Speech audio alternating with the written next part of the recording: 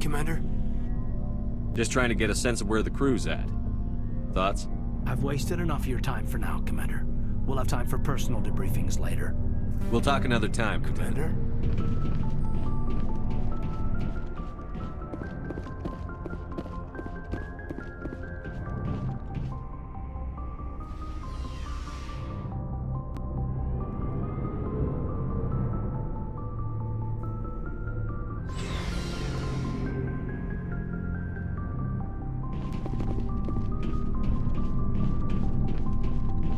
Nice ship you've got, Shepard.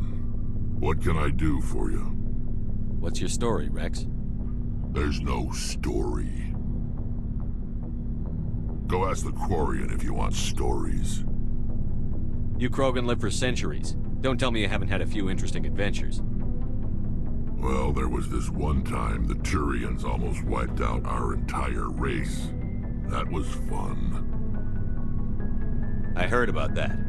You know, they almost did the same to us. It's not the same. It seems pretty much the same to me. So your people were infected with a genetic mutation? An infection that makes only a few in 1,000 children survive birth? And I suppose it's destroying your entire species? I suppose it isn't all the same. I don't expect you to understand, but don't compare humanity's fate with the Krogan. I was just making conversation. I wasn't trying to upset you. Your ignorance doesn't upset me, Shepard. As for the Krogan, I gave up on them long ago. The genophage infected us, but it's not what's killing us. Are your people really dying? We're sure not getting any stronger. We're too spread out. None of us are interested in staying in our own system. Lots of species have left their homes and prospered. But they go to colonize new worlds. We're not settlers. We're warriors. We want to fight. So we leave. Hire ourselves out. And most of us never go back. What can you tell me about the genophage? Ask the Solarians if you want details. They made it. All I know, it makes breeding nearly impossible. Thousands die in stillbirth, and most never get that far. Every Krogan is infected, everyone. And no one's rushing to find a cure. Why don't the Krogan try to find a cure? When was the last time you saw a Krogan scientist? You ask a Krogan, would he rather find a cure for the genophage or fight for credits? He'll choose fighting every time. It's just who we are, Shepard. I can't change that. Nobody can. Every Krogan is infected. It's just who we are, Shepard. I can't change that. Nobody can. So long, Rex. Shepard.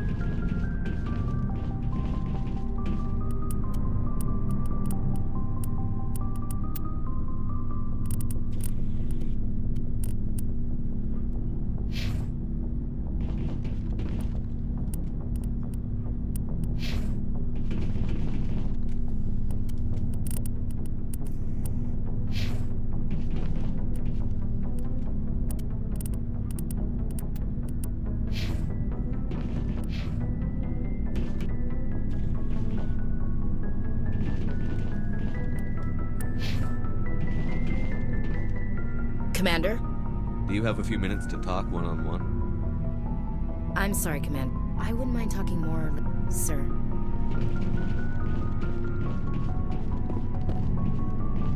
Commander, good to see you. Looking for supplies? Let's see what you've got. You bet, Commander.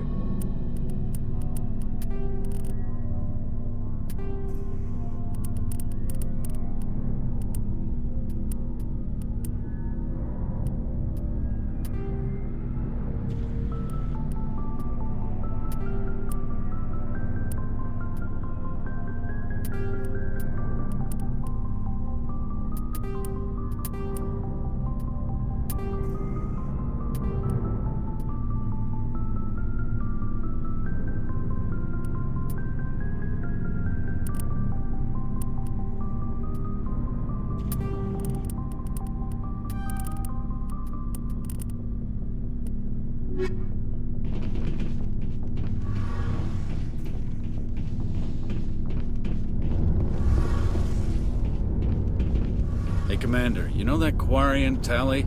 She's been spending all her time down here asking me about our engines. I'll tell her to leave you alone. What? No, she's amazing. I wish my guys were half as smart as she is. Give her a month on board and she'll know more about our engines than I do. She's got a real knack for technology, that one. I can see why you wanted her to come along. I figured she'd be a real asset to the team. You got an eye for Tally, Commander, but I'm guessing that's not why you came down here. I want to know more about the Normandy. She's the best ship I've ever served on, probably the fastest vessel ever designed. And she's the only one using the new Tantalus drive core. What's so special about the Tantalus drive core? Proportionally, it's about twice the size of any other vessel. Not only are we faster, but we can run at FTL speeds longer before we have to discharge the core. Fill me in on the IES stealth systems. How does it work exactly? You can't hide a ship out in space. They emit too much heat and radiation, too easy for sensors to pick them up, unless you find a way to capture those emissions. So our stealth systems trap the energy we give off in storage sinks built into the ship itself. No emissions to give away our location. Eventually the sinks have to be vented. More than a few hours silent running and they overheat. Cook us inside our own hull. There's no way for anyone to detect us? A visual scan can still pick us up. Anyone looking out a window can see us plain as day. But you have to be pretty close to get an actual visual out in space. Most vessels rely on scanners. As long as the stealth systems are engaged, they can't see us. Not unless we accelerate to FTL speeds. Why doesn't it work with faster-than-light travel? Cranking up to FTL blue shifts our emissions, pushes them into frequencies too high to capture in the sinks. As soon as we make the jump, it's like setting off a flare. Sensors can pick up our location whenever we enter or exit FTL flight, but for short-range missions, our stealth systems are amazing, and we've got the only one. Where else have you served, Adams? If you name a class of Alliance ship, I've probably served on it. Everything from dreadnoughts and carriers right down to frigates like the Normandy. My last assignment was on the Tokyo, only a cruiser, but she was a good ship. Couldn't hold a candle to the Normandy, though. Carry on, Adams. Aye, aye, Commander. Your ship's amazing, Shepard. I've never seen a drive core like this before. I can't believe you were able to fit it into a ship this small. I'm starting to understand why you humans have been so successful. I had no idea Alliance vessels were so advanced. The Normandy's a prototype. Cutting-edge technology. A month ago, I was patching a makeshift fuel line into a converted tug ship in the flotilla. Now, I'm sitting on board one of the most advanced vessels in Citadel space. I have to thank you again for bringing me along. Traveling on a vessel like this is a dream come true for me. I had no idea you found ship technology so interesting. It comes with being a Quarian. The migrant fleet is the key to the survival of my people. Ships are our most valuable resource. But we don't have anything like this. We make do with cast-offs and second-hand equipment. We just try to keep them running for as long as we can. Some of the fleet's larger vessels date all the way back to our original flight from the Geth. I can't believe your fleet's still using ships that are 3 centuries old. They're constantly being repaired, modified, and refitted. They aren't pretty, but they work. Mostly. We've tried to make ourselves as independent as possible on the flotilla. Grow our own food, mine, and process our own fuel. But some things we just can't make on our own. A patch to maintain the hull integrity requires raw materials we just don't have. That's why our pilgrimages are so important. Tell me about your people. Our lives aren't easy. Resources are scarce, and we are constantly on the move. Everything we do must in some way contribute to the continuation of the migrant fleet. There are 17 million Quarians in the flotilla, and each of us relies on the others for survival. The bonds among my people are strong. Unfortunately, we have had to surrender many of the freedoms and civil liberties other species take for granted. What kind of freedoms? Well, it's illegal for parents to have more than one child. If our population grows too much, it would strain our resources to their breaking point. Of course, we also can't allow our numbers to become too few. If our population is in decline, the rule against single births is temporarily repealed. In extreme cases of population decline, incentives are even offered to encourage multiple births. though the Conclave hasn't had to take such measures in nearly a century. That's your government. The Conclave is our civilian branch of government. Each ship can elect a representative to serve on the Conclave and make decisions that affect the fleet as a whole. On matters that affect an individual ship, however, the captain has the final say. It's a tradition that dates back to the early days, when the fleet was governed by martial law. Fortunately, most captains nowadays are smart enough to have an elected council from their crew to give them advice and guidance. So the ultimate power rests with elected officials. In practice, the Conclave and the respective council for each ship tend to set the rules that govern our daily lives. But in theory, we are still under military jurisdiction. The 5 top-ranking military officials in the fleet serve on the Admiralty Board. These 5 have the power to overrule any decision by the Conclave in case of emergency. To do so requires unanimous agreement among the Admiralty, and they can only do this once. After that, the entire board must resign their posts. It's a safeguard that served us well.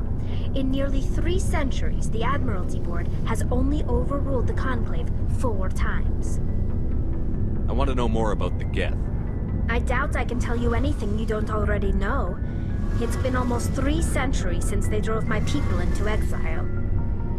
All I know is the story of their origins, what they were when we created them, and how they turned on us. Interesting. The Geth were originally created to serve as an automated manual labor force. Initially, their intelligence was as limited as any VI. Over time, we made small modifications to their programming to allow them to perform more varied and complex tasks, bringing them closer and closer to true AI status. How come the Council didn't step in and stop you? This wasn't true AI research. We may have been skirting the bounds of the law, but we never did anything that was actually illegal. The changes were so insignificant, so gradual, that we were able to control them. Or so we thought.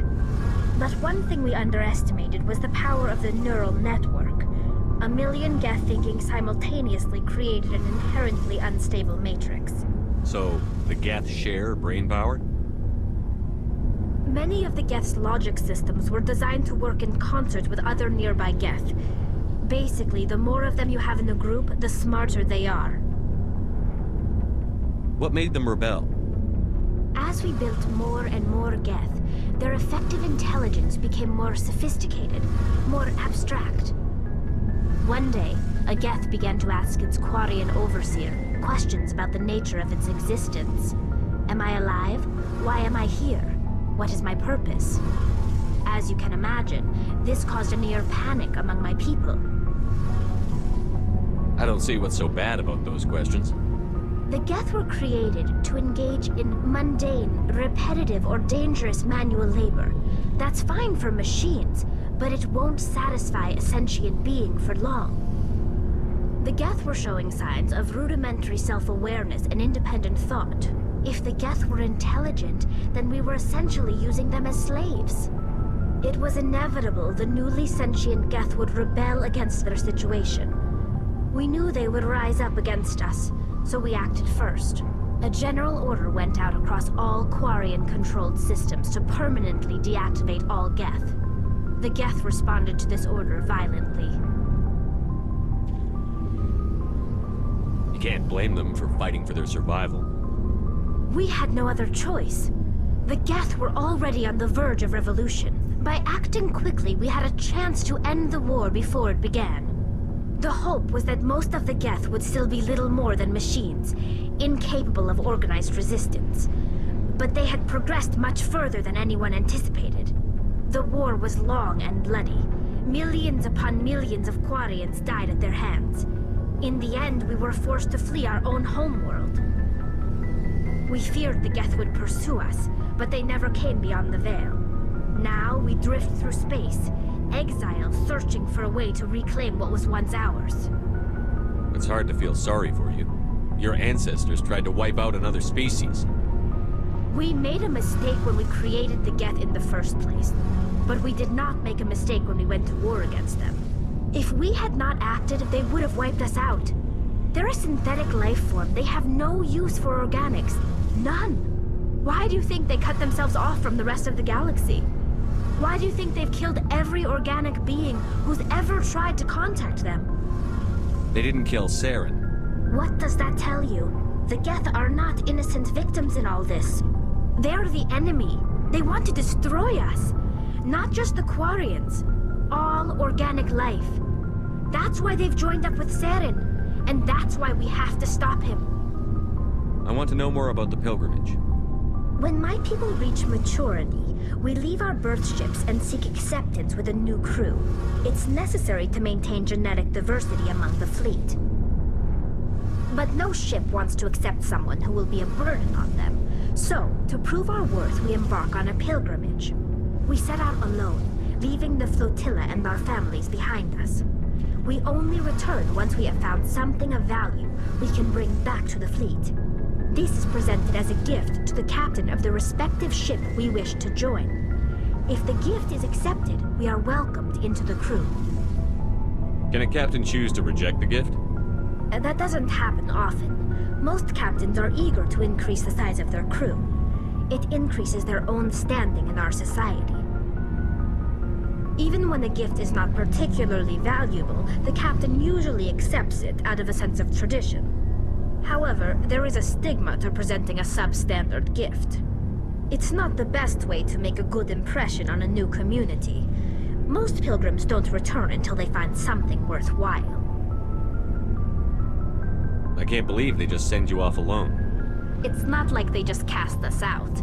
Before we leave, we are given lessons in how to survive outside the flotilla, and given gifts to help us on our journey. We also receive implants to fight off sickness and disease. Generations of living in an isolated and highly controlled environment have left our immune systems weaker than most. By the time we leave the fleet, we are well equipped for the pilgrimage. This is a rite of passage for all Quarians. If it were dangerous, our numbers would suffer. Virtually every pilgrimage ends with a triumphant return and the ritual presentation of the gift to one of the fleet's captains. I want to talk about something else. Like what? I should go. See you later.